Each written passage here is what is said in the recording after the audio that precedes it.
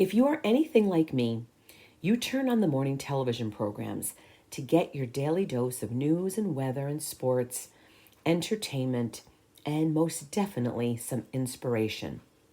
For me, it's the Today Show on NBC. It always has been for as long as I can remember, going back to the Jane Pauley days. Since its inception, the fourth hour has been my favorite. And like millions of others, I tuned in every day to see Hoda Kotb and Kathy Lee, and then Hoda and Jenna Bush Hager. These women have made us laugh. They bring us up to speed on the latest and the greatest in the world of pop music, books, food, fashion, and in recent years, lots of helpful information on wellness, including breathing and meditation and nutrition and exercise, which are the buzzwords that I live and talk about each and every day in my business. So it was no surprise to me when Hoda recently announced that she had organized a wellness retreat in Austin, Texas, and she invited the first 150 people to sign up to join her.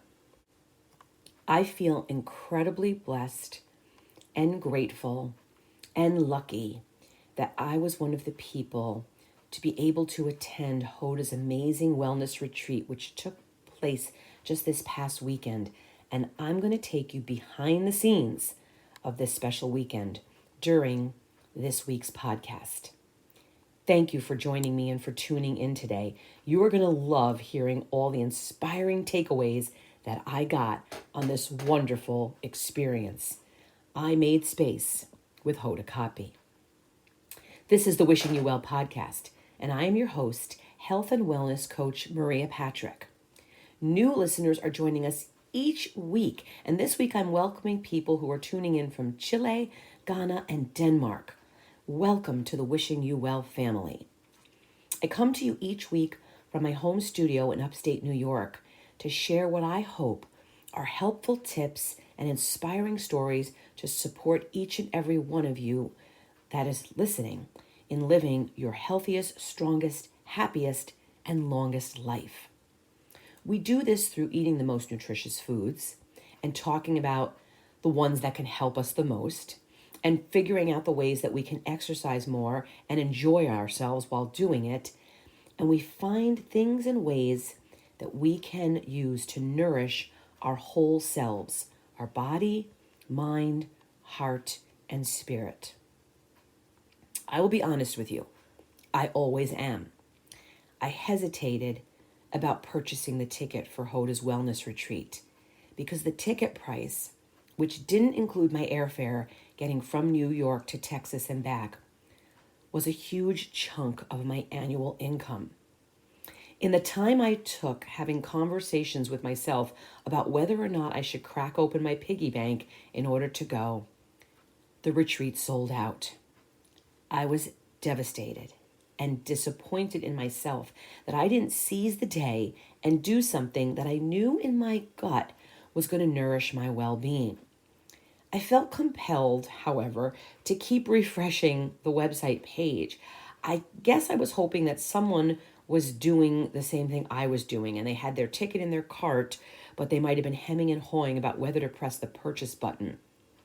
Lo and behold, to my astonishment and true delight, a ticket became available, and this time I didn't hesitate. I jumped on that buy now button. You know how they say never meet your idols because you just might end up being disappointed? Well, I need to tell you that Hoda Kotb is most definitely the exception to that rule.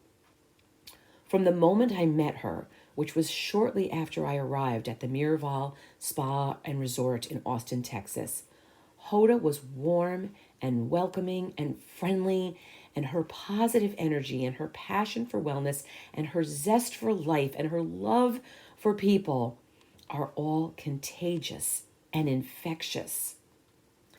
Hoda's tagline is making space. It's the name of her weekly podcast and the name of her wellness retreat. And she often talks about what she means when she says those words, making space. Hoda believes that we need to make space for whatever it is that we are seeking in our lives.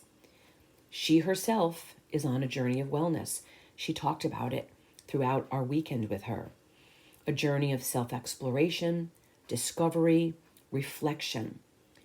Hoda wants us all to be inspired to make space within ourselves for growth and change. The retreat was much like Hoda's podcast. Hoda gathered together her favorite people, the ones who have inspired her and stood by her and taught her the most. She had the award-winning journalist and NBC special anchor Maria Shriver right by her side. We had Harvard professor and best-selling author Arthur Brooks with us. We had a private concert with Grammy award-winning singer and songwriter Rachel Platten. We were inspired by NYU professor and best-selling author Susie Welch, and we were blown away by the origin story of the founder of IT Cosmetics, Jamie Kern Lima. Those talks were in addition to beautiful meditation classes and breathing classes and yoga and Pilates. It was a weekend of being immersed in all things wellness. This was truly a cup runneth over experience for all of us from beginning to end. We were completely embraced by the exceptional staff at the Miraval Resort and Spa. Every single staff member was gracious and kind and helpful, and they were as excited for us to have this experience with Hoda as we were for ourselves. The food was incredible, so nutritious, so delicious, and I don't think I've ever stayed in a more comfortable, cozy hotel bed ever. And I have traveled to places around the world. The pools and the spa and the fitness center are 5-star in every way, and the grounds are simply breathtaking. You feel connected to nature as soon as you arrive on the beautiful resort grounds, and the entire time you are immersed in complete zen. As if that wasn't enough of a reason to feel comforted and nurtured and grounded and bathed in wellness, each and every speaker lifted each and every one of the 150 of us who were there, lifted us right up. Arthur Brooks, who quite literally wrote the book on happiness, and his Harvard course on the same topic sells out every semester, was our kickoff speaker. He talked about the tools we need to find ultimate happiness. He says that it all comes down to enjoyment, satisfaction, and meaning, all of which we need to find in our own lives before we can be truly happy.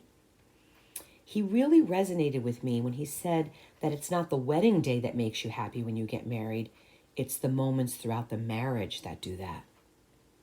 I had an awakening when he said that in order to be truly happy, we have to want less.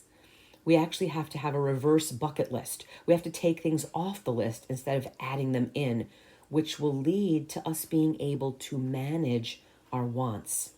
He said that in order to be truly happy, we have to want less and have more meaning and purpose in our lives.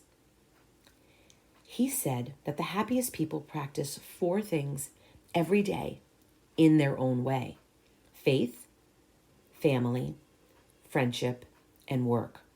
Arthur Brooks had his own aha moment when he was with the Dalai Lama, who said that a photo he saw back in 1968 of the Earth from space made him realize, the Dalai Lama made him realize just how small he is.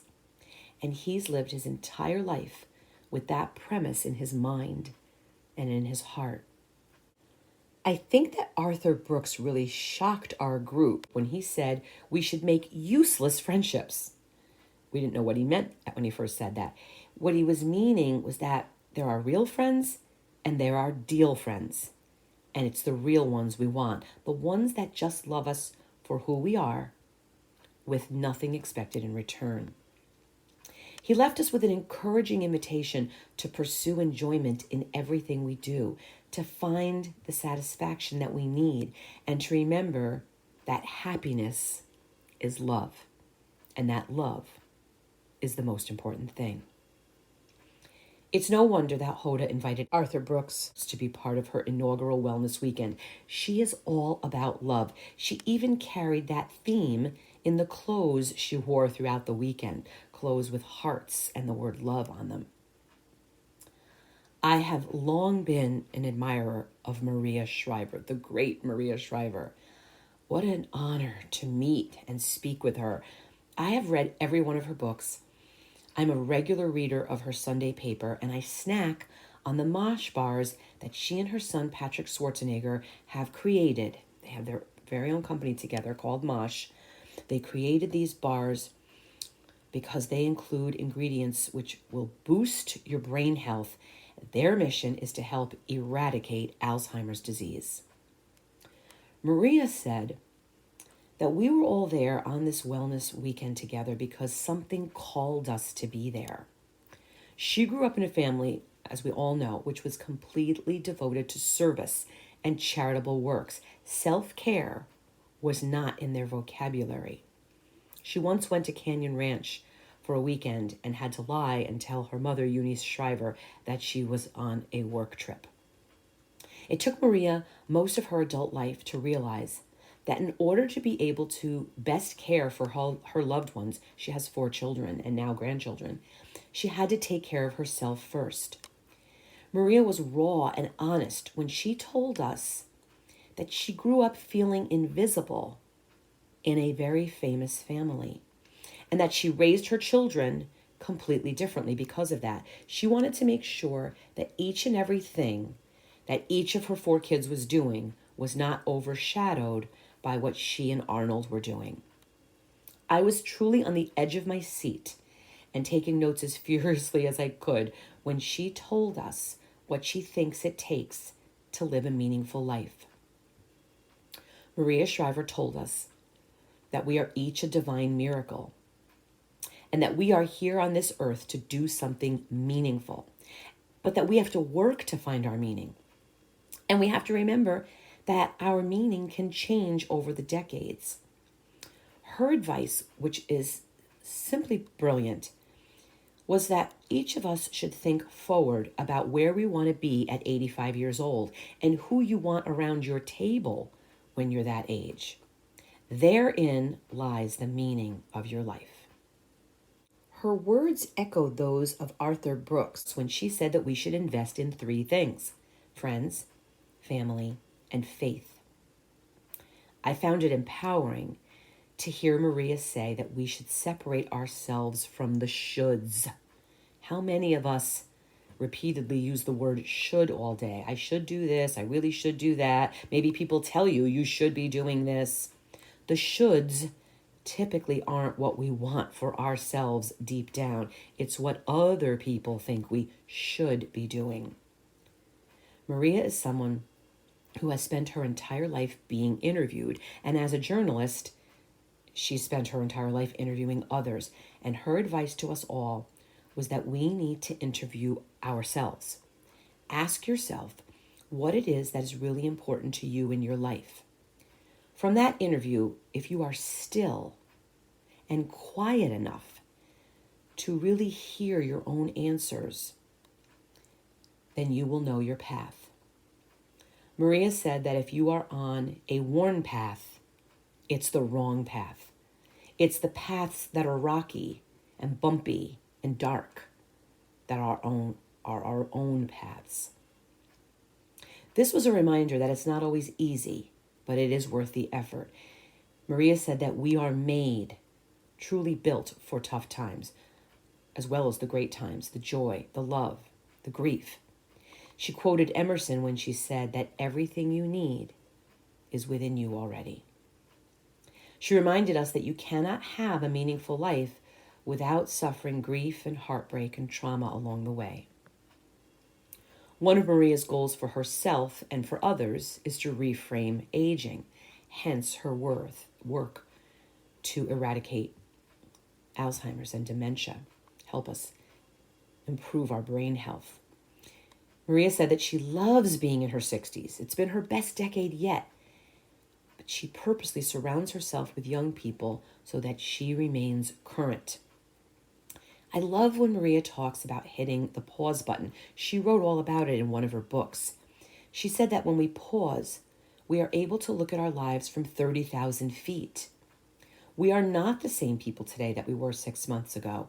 And that is a gift to yourself, to stop and think about what has been the impact on your life and of your life. She encouraged us to pause, to take our time, that we don't have to hurry to figure out our purpose, that our inner voice will guide us if we allow it, if we listen to it, and if we do as Hoda says, and make space for our own calling. She said that we are often so much better at giving advice to others rather than to ourselves.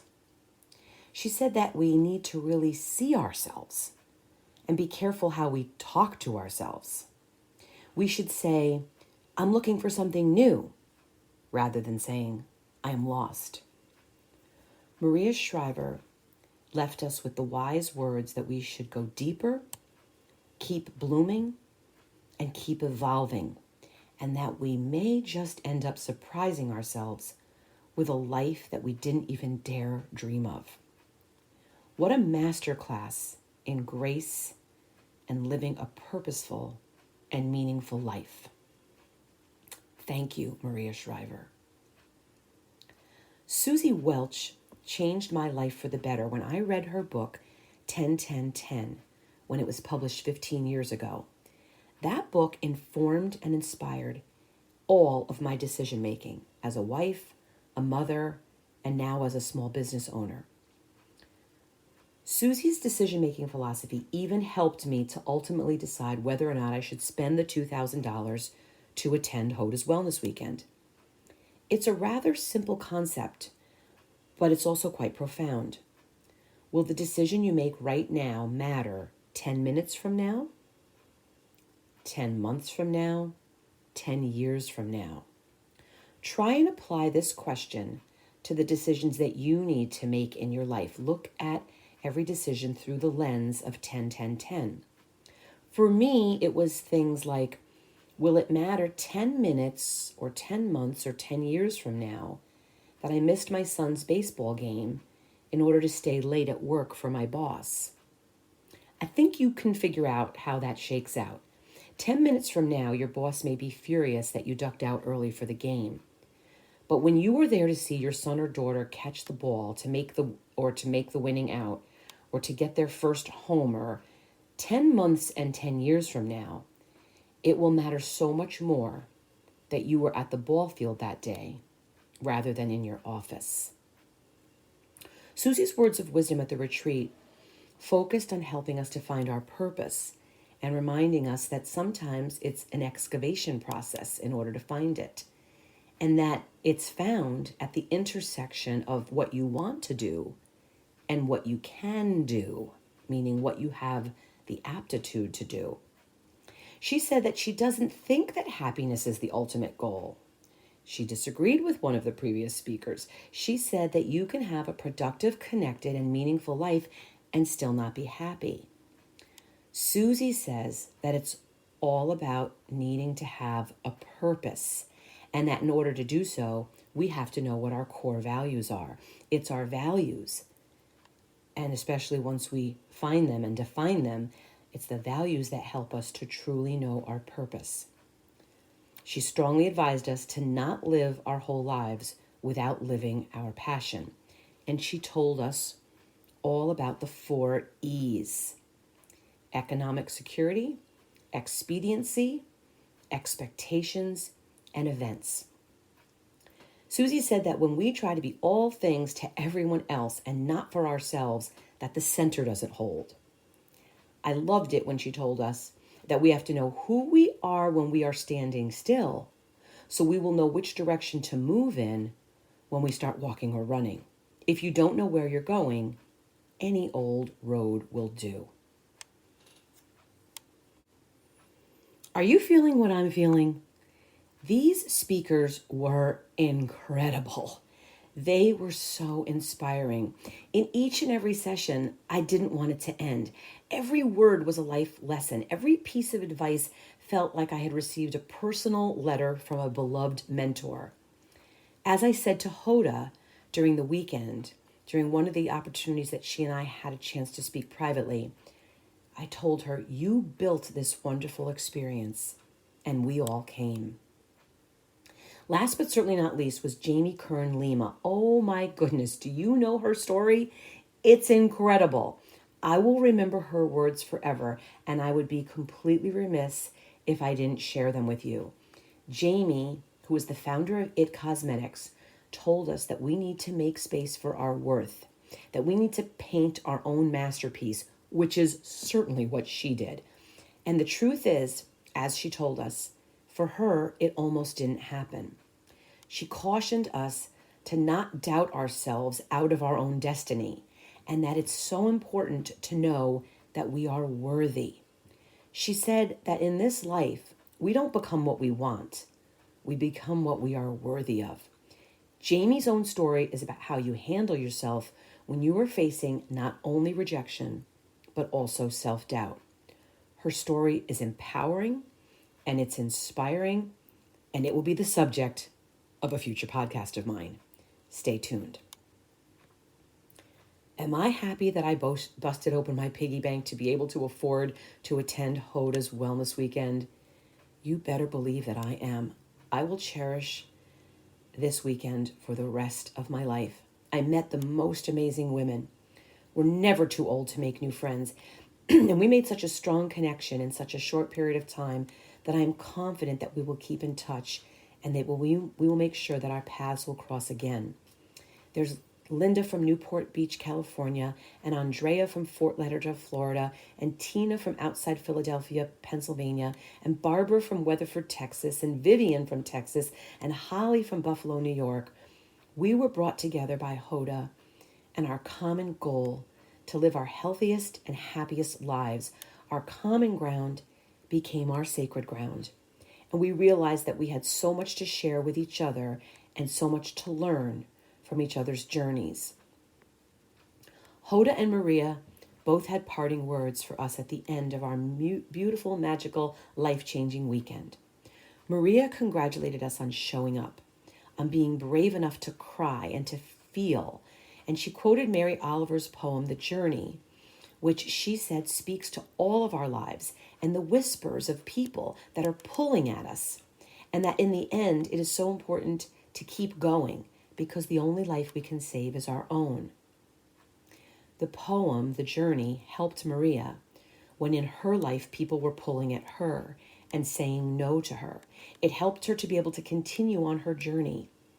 And she said that since we gave ourselves permission to come on the Wellness Weekend journey with Hoda, that we need to continue to search and find ourselves, and that we need to continue to honor ourselves on the journey and save, just like it says in the poem, save the life, the only one that can be saved, which is our own. Hoda, as always, as you can imagine, was full of love and light as she closed out the weekend and she said goodbye to us. She said that she was overflowing and that she could cry for 3 hours. She said that we were all here together in this beautiful space, but that each one of us is on our own path. Hoda said that this is the first step of our journey, and it's the first step of her journey, and that she hopes that we're going to continue what we started in the fertile ground at Miraval, Austin. She said that this was the first of the wellness weekends, but not the last. We ended up our time together by standing and together singing the words to Rachel Platten's song, Girls. Hope you always know your worth, though I know that life can hurt. Hope you know that you can turn to each other. Hope you learn to trust your voice, make mistakes and make some noise. Hope you never lose your joy or your hunger. Girls, you were born to run, to reach the stars and chase the sun. Girls, you are wild and free. The wind is at your back and the world is at your feet. It's not easy being brave when tears are falling down your face, but that's how you'll find your strength. Sometimes friends will turn their backs and falling leaves will hide your path. You'll try hard and might come in last, but just around the corner, you'll move mountains, you'll make waves, you'll be fearless, you'll be brave. There'll be nothing you can't face. Hope the road ahead is clear. That says it all, my friends. I'll be back together with you in a few days because my Making Space with Hoda Wellness Weekend story is not complete until you hear about a truly remarkable member of the Miraval staff and the power of one, how one person can make a huge difference in someone's life. Until next time, know your worth, find your path, be fearless and brave, and please know that more than ever before, I am wishing you well.